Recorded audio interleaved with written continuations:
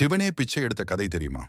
ஒரு சமயம் சிவனைப் போலவே 5 தலைகளுடன் இருந்த பிரம்மதேவர் அகம்பாவத்துடன் கைலாசத்தில் சிவனைப் போலவே வலம் வர, அதைக் கண்டு பார்வதி கலங்க, பிரம்மாவின் ஆணவத்தை அடக்க சிவன் பிரம்மாவின் ஒரு தலையை கிள்ளிவிடுகிறார்.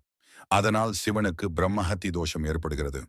அத்துடன் பிரம்மாவின் பாதி கபாலமும் மண்டை ஓடும் சிவனின் கையில் ஒட்டிக்கொள்கிறது. அந்த பிரம்ம கபாலம் முழுவதும் ஏதாவது பொருட்களால் நிறைந்தால்தான் சிவனின் கையை விட்டு நீங்கும்.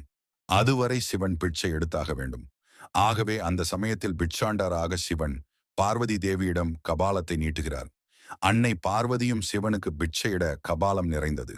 சிவனின் கையிலிருந்தும் விலகியது. இதை நினைவுபடுத்தும் விதமாகவே இன்றும் திருச்சிக்கு அருகிலுள்ள உத்தமர் கோயில் என்னும் பிட்சாண்டார் கோயிலிலும், வாரணாசி என்னும் காசியிலும் மற்றும் பல இடங்களிலும் சிவன் பிக்ஷாடன மூர்த்தியாக காட்சி தருகிறார்.